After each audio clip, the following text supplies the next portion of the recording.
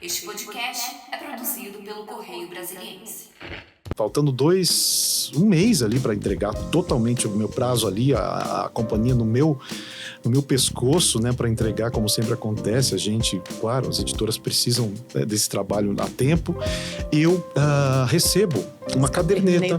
Pronto. Aí vem essa caderneta com anotações da Elise inéditas que ela tinha deixado, né, 2 cadernetas. E aí eu falo, puxa, temos a pérola, né, dessa reedição que são as anotações da Elis Regina sobre o que ela faria no ano de 82, quando ela morreu.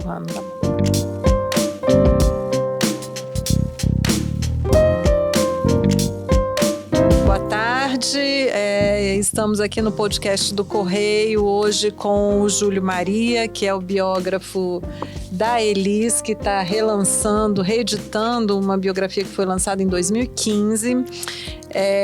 Júlio está lançando a biografia amanhã no Cebinho às 17 horas. Quem quiser ir lá pegar autógrafo, se organize.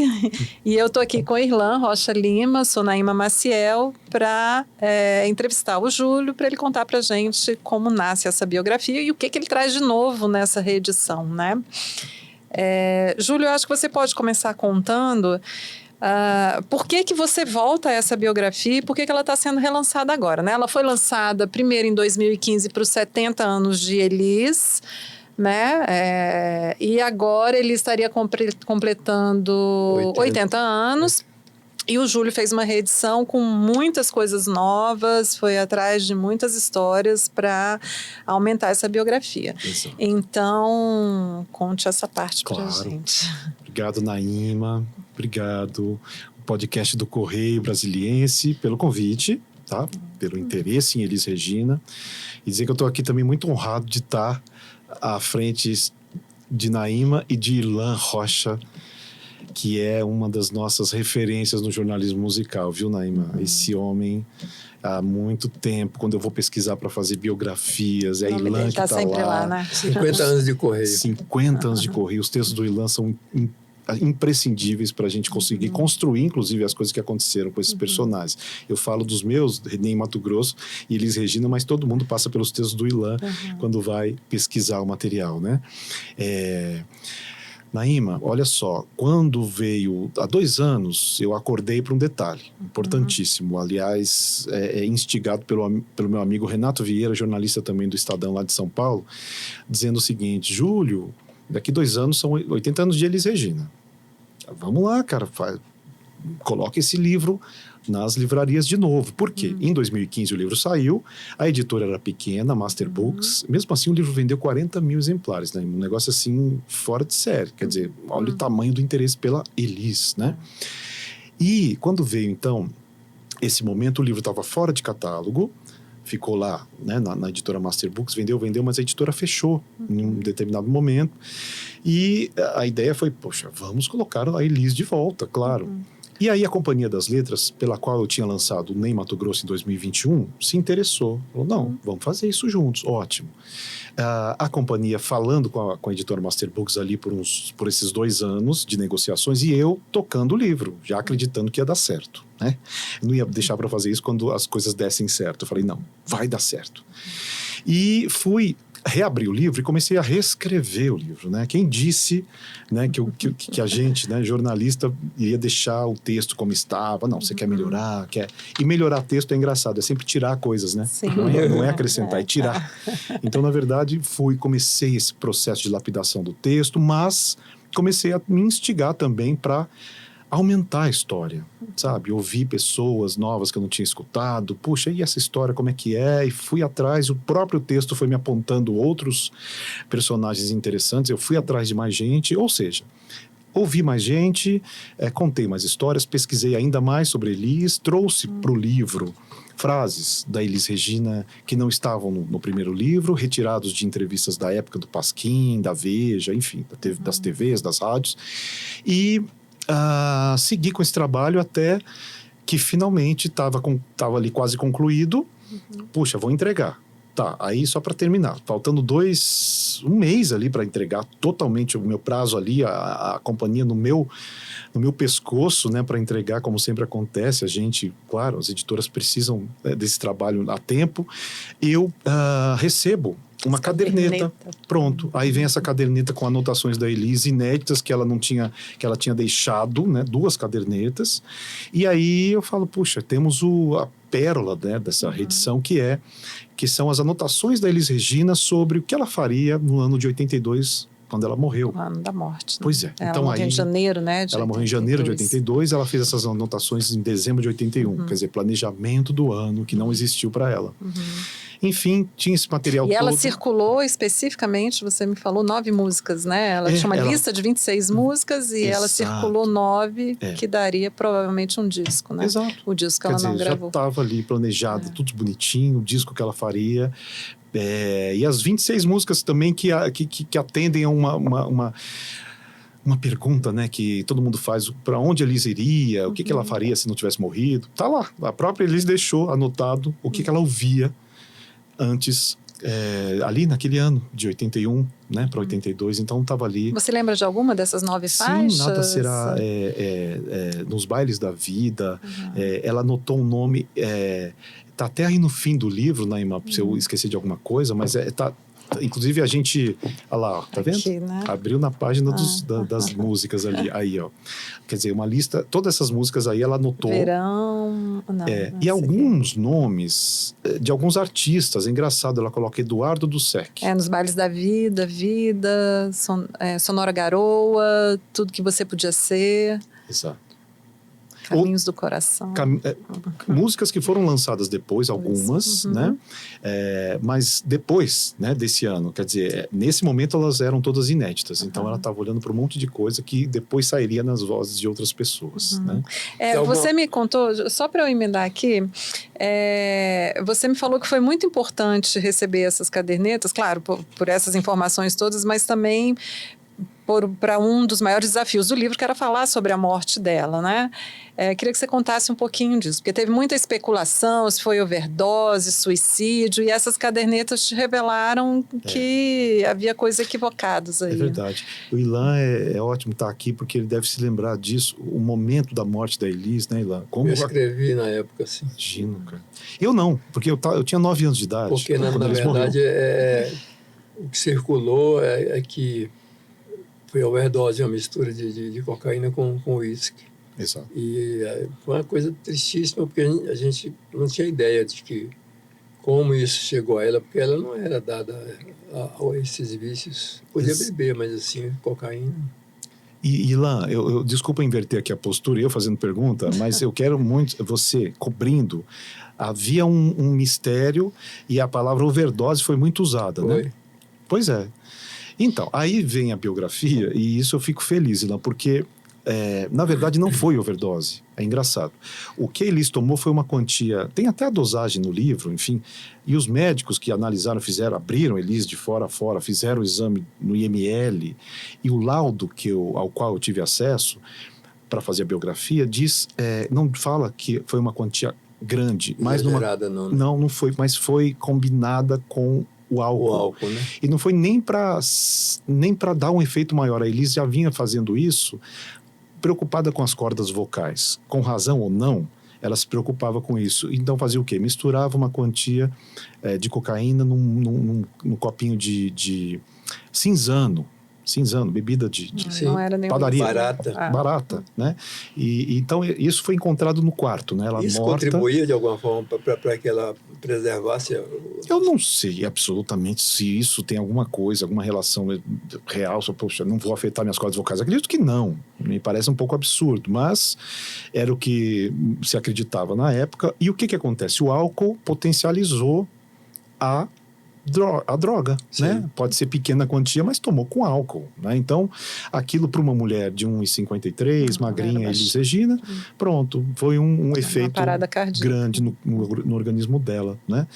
Então, foi importante ter o acesso que eu contei na matéria para a Naima, na entrevista que eu já, né, que a gente fez, dizendo o seguinte, foi importante falar sobre isso, porque até então era isso.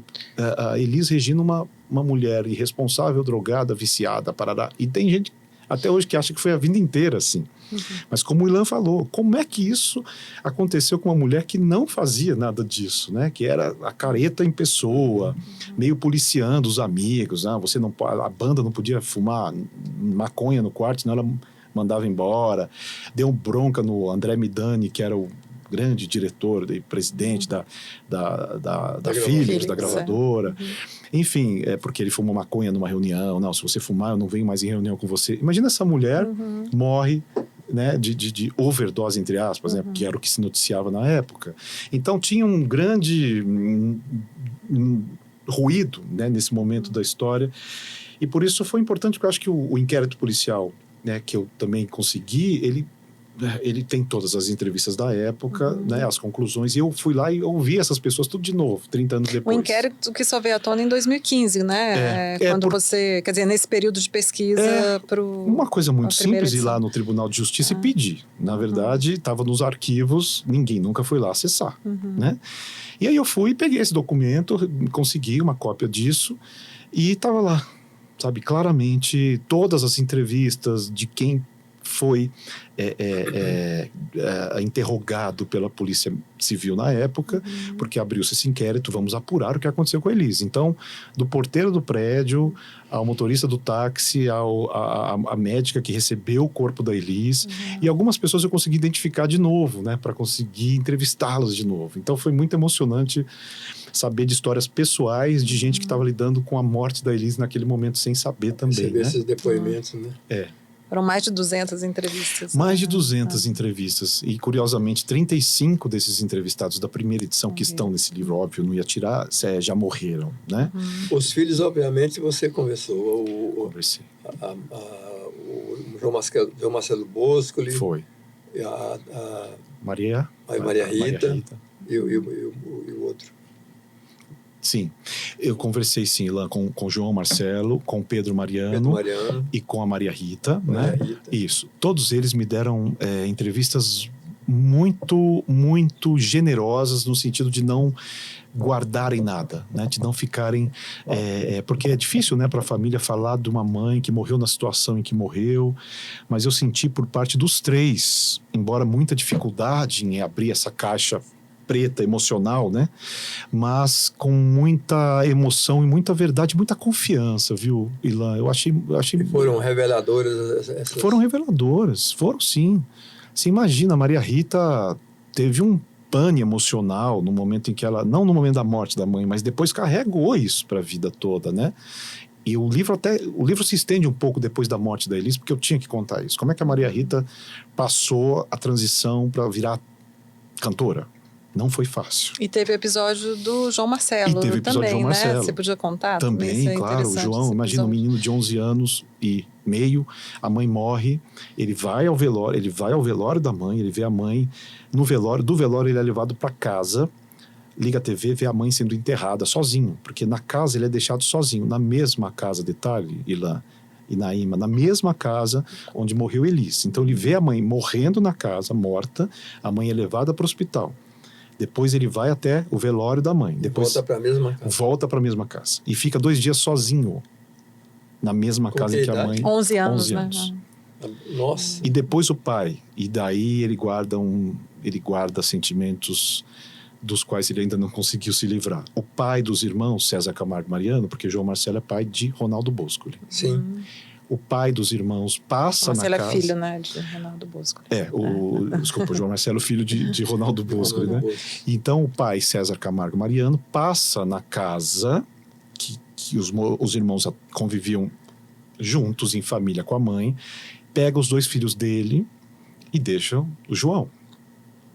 E ele não se despede dos irmãos. Então, esse é um ponto muito delicado, que é revelado e que eu levei para a história, porque isso tudo é história, né? Infelizmente isso tudo tem reflexos até hoje, né? Na vida dessas pessoas e o impacto maior, quer dizer, isso tudo tem a relação da perda da Elise. Eu quero dizer o seguinte, nós brasileiros perdemos a nossa cantora, a grande cantora Elis Regina. Acho que é a maior intérprete da música brasileira, assim, de todos os tempos. Não é?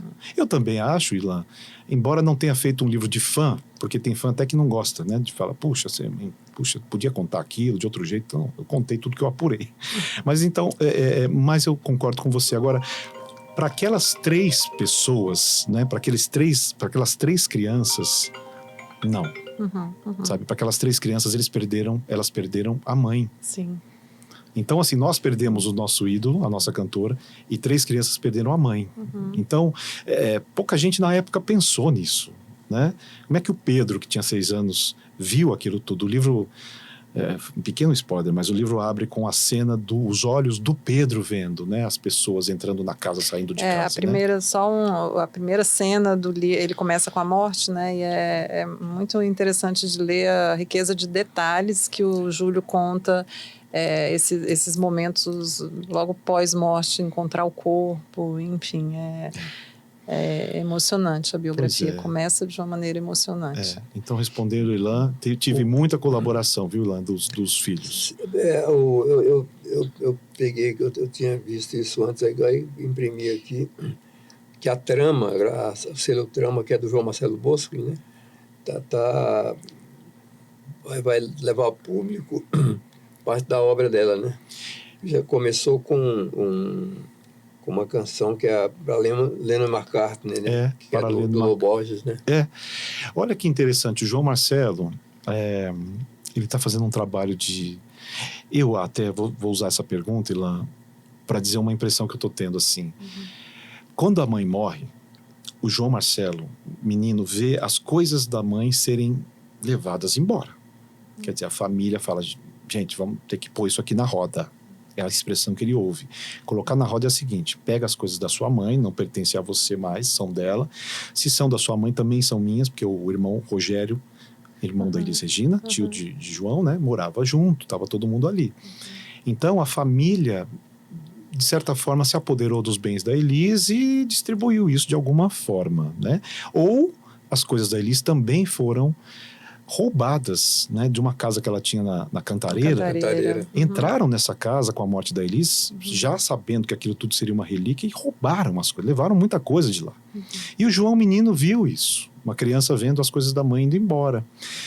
Pronto, pula para agora. O que eu vejo, assim, a personalidade do João, essa coisa de lançar, de cuidar do repertório, de ter a obra da mãe sendo trabalhada, como essa música que o Ilan citou, para Lennon e McCartney, que ele relançou com outra instrumentação, né? Ele pegou a voz da mãe, colocou instrumentistas tocando hoje com a tecnologia como se fosse lá nos anos 70, isso ficou demais. E o João então virou essa pessoa que a todo tempo está reconstituindo a mãe que levaram embora dele, sabe? O legado dessa mãe que um dia levaram embora, que nunca mais ele viu, incluindo bilhetes que ela escreveu para ele. Olha a violência da coisa. Tinha bilhetes, todo mundo, nossa, isso aqui vai virar uma relíquia, e levava embora. Então, o João virou essa pessoa que está lançando isso, Ilan, e deve lançar mais canções. Ele tem feito um trabalho muito interessante, porque é estratégico, né? Para deixar a mãe notícia o tempo todo, ele, o ano que vem é tal coisa, outro ano é um disco novo, outro ano, sabe? Então ele tem trabalhado. Tomara que outros herdeiros pensem da mesma forma, né? Eu vejo como muito saudável essas... Pois uma das coisas que você me contou que essa nova edição traz é que cada capítulo tem uma história nova, né? Que não tinha na edição anterior, né? E eu queria que você contasse, você me contou a do jazz, do disco de jazz, né? É verdade. Tem algumas histórias interessantes, você podia contar umas duas pra gente? Claro. Que são novidade aqui. Claro. Essa do João ficando sozinho no apartamento, então... É uma delas. É uma delas, né? Quer dizer, um drama ali, logo no começo do livro eu já coloco, porque o livro abre com a morte da Elis. E essa história, por exemplo, né, que você está colocando do disco do jazz que a Elis nunca gravou, Naima, é uma história muito importante, porque é o momento em que a Elis poderia ter gravado um disco de jazz.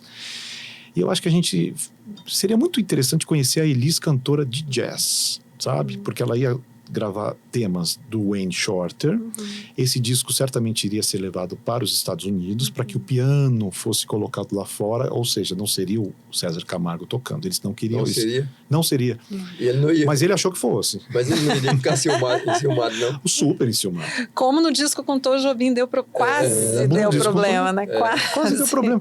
Mas o César, eu entendo, ele entendia de Elis Regina, ele era quem havia formatado o som de Elis desde 72, o disco que ele lançou. Então o César estava ali já há quase 10 anos dando as cartas na sonoridade da Elis, né? Que deixou radicalmente de ser o que era, né? Com todas aquelas instrumentações cheias de sopros, percussões, baterias extravagantes. Essa era Elis antes, às vezes delicada, às vezes... o que o César faz? Ele vem e coloca uma classe no som da Elis, né? Então ele coloca baixo do Luizão Maia, bateria do Paulinho Braga, guitarra do Hélio Delmiro, piano dele, né? Uma identidade própria. Muito própria, sabe? Ele inaugura um som que vai ser copiado na música brasileira para sempre, sabe? Isso que o César fez é muito importante. E aí vem um cara lá de fora e fala, não, vou pegar a Elis e vou fazer com que ela cante algo completamente diferente disso. Me parece, e aí é uma leitura que eu faço, né, que houve um certo temor de que isso acontecesse, uma certa tensão. Tanto é que há uma briga séria. Quando o Wayne Shorter vem para o Brasil, põe a Elis, o Wayne Shorter e o César no mesmo estúdio, né, começam a gravar. Aí o Wayne Shorter pede uma melodia, uma harmonia para o César tem alguma dificuldade em fazer, ou enfim, não por ser mau músico jamais, mas por alguma má compreensão. E o Wayne Shorter vem e pega nas mãos, ou, numa mão do César e coloca no piano do jeito que ele quer. Cara, nunca faça isso com músico. Claro Nunca que faça não, né? isso com músico. Nossa, meu Deus, Né? é uma humilhação total. Não faça isso. Nem com músico, nem com pianista, nem com guitarrista, nem com, né? Eu tocando guitarra, imagino que não, é essa nota aqui. E por mais que não tenha a história dele, né? Exato, Qualquer a história músico, ainda mais dele. um cara com a história que ele tinha. Então você já tá ali, você já tá tenso, já tem uma pessoa ali chegando no seu som, no seu rolê, né? E aí então acontece uma briga feia no estúdio, briga entre Wayne e César, depois Elis e César, tudo ali. E o Wayne, enquanto César briga com Elis lá num quarto fechado, o Wayne pega e vai embora. Então, ou seja, o projeto do disco acabou ali naquele momento. Quer dizer, é uma história que não estava no primeiro disco, que ninguém sabia dos detalhes disso, porque essa fonte apareceu depois de ter saído. Quem viu tudo isso acontecer e pôde relatar com essa precisão, riqueza de detalhes e confiabilidade é um homem chamado Davi Hades, um produtor que estava no Brasil, é carioca, mora, se não me engano, em Niterói, já está, né, com mais idade, mas a memória intacta para lembrar, porque ele foi o destacado, ele trabalhou para um produtor norte-americano, que iria, me perco aqui agora, nesse momento o nome dele, mas que contratou o Davi para ser produtor dessa empresa no Brasil. Era a mesma empresa que estava lançando o Prince, veja você, o Earth, Wind and Fire, estava trabalhando esses grupos e queria a Elis Regina no Brasil. Ele queria também a Rita Lee, mas essa história eu vou contar de outro momento. Foi escolha dele, então, né? Foi escolha dele. Ele viu a Rita Lee, colocou os olhos na Rita e na Elis Regina. Mas o projeto com a Elis se foi e deixamos de ter, assim, né, esse álbum, né, para nosso imaginário. Como seria um disco de jazz da Elis? Os filhos dela contribuíram para esse trabalho seu de agora? Sim, deram longas entrevistas, emocionadas. Maria Rita, o Pedro Mariano e o João Marcelo. Para a segunda edição, mas para a primeira também? Para a segunda edição, pouco. Para a primeira, totalmente. Acho que eu estou respondendo, desculpa. Eu acho que eu estou falando mais com relação à primeira edição. A segunda, Elan, eles serviram muito para checagem também de coisas. Assim mesmo? Foi assim mesmo, sabe? Essa caderneta que eu falei, que apareceu, né, com as anotações da Elis, por exemplo, foi o Pedro Mariano, que generosamente me falou, eu encontrei, chegou para mim, vou mandar para você. Puxa, que... Você imagina, eu falo isso porque para dizer sobre a liberdade de de escrita que a gente tem que ter, né? Quando as pessoas entendem isso, como é mais fácil, né? Certamente esse é um livro que poderia incomodar a família. Sabe, tem cenas da Elis consumindo cocaína com outras pessoas. Sabe, não são abonadoras, não são edificantes o tempo todo. Mas eles entenderam, Ilan e Naíma, que os mitos são humanos. A mãe deles era humana e errou, e errava. Não só com relação ao final da vida, né? E para eles era isso, eles entenderam, não, se ela foi assim, tem que mostrá-la como ela é, né? E não precisa de um livro de fã, sabe? Não, eu acho que é muito... a vitória fica muito mais valiosa quando a gente mostra a derrota também, sabe? Essa montanha-russa é muito importante ser criada, né? Para que o cara que acerte, ele errou, ele sofreu, ele errou, ele sofreu consequências de atos que ele cometeu, né? E é um documento histórico, né? Pois é, então eu sempre tive muito medo de biografia chapa branca, sabe? De que a família tinha que aprovar, que se eu ficar amigo do fulano eu não posso falar tal coisa, porque Você nunca teve esse problema nesse caso? Não tive, sabe? Eu posso sentar, o João Marcelo podia estar aqui, o Pedro podia estar ali, a Maria Rita ali, eu estaria falando as mesmas coisas, sem medo de ser magoá-los, tá? Então... Mas eles não reagiram também posteriormente, não, né? Não, posteriormente também não. E, pelo contrário, então, a biografia saiu a primeira, fiquei com medo, falei, pronto, agora vão... Não Eles mantiveram contato e ainda te deram mais informação. E ainda me deram mais. Uma coisa que você me falou que eu acho importante de falar também é que, e isso permeia o livro inteiro, é que você achou que a primeira edição tinha pouco a voz da Elis.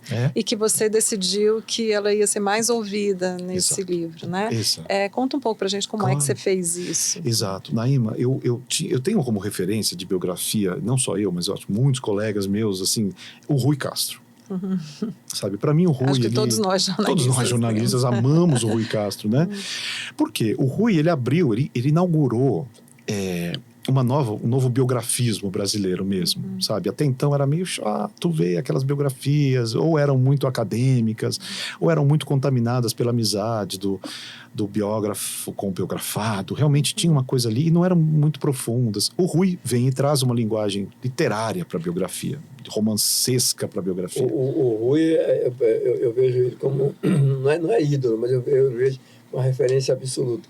Eu conheci na casa do João Donato, lá na Urca, no Rio.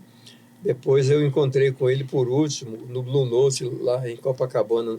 E aí falei com ele, ele me reconheceu. Aí eu dei um abraço nele, porque o Rui é uma pessoa... Como ele tem conhecimento, né? Não, como tem conhecimento. E para mim, como era essa referência, eu falei, o texto do Rui é muito limpo, tá? Não tem ninguém falando, não tem aspas. É ele contando, é o livro contando, né? E eu fui na dele. Legal. Só que a Elis, quando eu fui pesquisar o material dela, as frases dela são tão fortes quanto as músicas dela. A voz da Elis falada é tão forte quanto a cantada. E eu falei, cara, essa mulher não pode ficar de fora, essas coisas são boas demais. Então eu trouxe para o livro novo essas aspas mesmo, sabe, o quanto ela tem força e o quanto tudo isso serve para a gente nos dias de hoje. Não são nada datadas, né? Impressionante como ela fala coisas que são atemporais. Então eu achei importante trazer a Elis presente, até para que ela exatamente está presente. É muito fã que lê o livro, óbvio. E ele cintila ali, a voz da Elis reverberando no livro mais diretamente. Parte disso que você está falando é oral? Você ouve a voz dela? Parte disso é oral, quando saíram de entrevistas de rádio e TV, né? Mas, olha, por exemplo, uma entrevista, não vou conseguir aqui reproduzir as frases da Elis exatamente, mas uma entrevista que o Pasquim vai e faz com ela na casa dela, lá na Avenida Niemeyer, ou seja, casada com o Ronaldo Boscoli, vão 6 integrantes do Pasquim, daqueles mais linha dura, casca grossa, dos fundadores do Pasquim, vão para casa da Elis cheios de vontade de pegar a Elis, sabe? E a menina jovem, Elis Regina ali, ela tinha o quê? 26 anos, 27 anos ali. Nessa época ela já vivia com César Camargo Moreno? Não, ela estava ainda casada com o Ronaldo Boscoli. Mas ela também foi casada com o Nelson Mota, né? Não casou. Ela viveu. Mas teve um rolo. Um rolo? Teve um rolinho. Não chegou a viver com ele. Mas ela... Então eu falei, pronto, a Elis precisa estar presente, cara. Aí eu trouxe as frases. Era importante. Né? Bacana, eu acho que a gente está se aproximando já do final, então fica aqui a dica. Amanhã tem relançamento do Elis Nada Será Como Antes, do Júlio Maria, segunda edição, celebrar os 80 anos de Elis Regina, vai ser no Sebinho às 17 horas. O Sebinho, eu não lembro a quadra do Sebinho, você lembra? Na 406 Norte, viu? 406 Norte. Exato, Asa Norte. É isso aí, gente. A gente vai falar, vai refletir, vai conversar, né? Vai ser um lançamento com conversa. Conversa com o público vai, também. bate-papo, vamos lá, contar a história. Porque Elis gera muito, se você não conversar com o público... Não, tem que conversar com o público. A Elis tem história em Brasília, boa, sabe? Te contei, né? Não, você não me falou. Conta então pra gente encerrar, tá bom, conta pra gente uma história boa dela em Brasília. De Elis em Brasília. É uma história que tem um episódio dramático e depois tem um encerramento bonito, que é o Ney Matogrosso e Elis Regina se encontram no bastidor do show que os dois fazem no Cerejão, no estádio aqui em Taguatinga. Nossa. Sabe? Acho que essa informação, acho que até eu que te passei. Olha o Ilan, memória fantástica. Ilan, você me ajudou com essa apuração, porque o Ilan fez essa matéria, cobriu esse show e me mandou essa matéria. Então, esse show coletivo, tinha também Luiz Gonzaga, tinha outras atrações. E o Luiz faz Elis faz um show depois do Ney Matogrosso, né? Quando o Ney tá saindo do palco, vê Elis travada, ela não queria entrar em cena. Aí o Ney fala, o que foi, Elis? Não, eu não posso fazer esse show. Ele vai, chacoalha, isso já era 81, quer dizer, tava ali já no final, reta final, ela tava usando, né, as coisas lá, a cocaína, e tava insegura. E aí o Ney vê Elis travada e fala, chacoalha Elis e fala, você vai entrar porque você é Elis Regina. Pá, dá aquele choque na Elis, ela pega e vai, faz um showzaço, e depois vem junto, e os dois ficam hospedados aqui num hotel que eu não consegui apurar ainda até hoje. Qual foi esse hotel? Mas os dois ficaram no mesmo hotel, cada um tinha um quarto, mas a Elis chamou o Ney para ficar com ela ouvindo músicas no quarto dela. Então eles ouvem música, eles mostram uma música do Gil que ela ia gravar, que eu acho que se eu não me engano se eu quiser falar com Deus. E aí tem eles mostram outras coisas numa fita cassete, os dois ficam lá conversando amigavelmente. E tem uma coisa bonita, o Ney vai pro quarto dele já de madrugada, a Elis dorme e a Elis pega e vai embora, mas deixa por baixo da porta um bilhete. E o Ney guardou esse bilhete. Então ele me mandou esse bilhete. Olha só. Que lindo. Então é a letra da Elis falando coisas lindas pro Ney Matogrosso, né? Tudo isso se passa aqui no Planalto Central. Falar em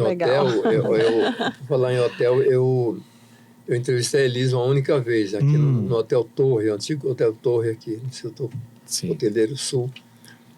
Eu me lembro de acho que talvez a última pergunta que eu fiz a ela, que é por que ela foi participar das Olimpíadas do Exército. Exato. No Mineirão, na época da ditadura, em Belo Horizonte.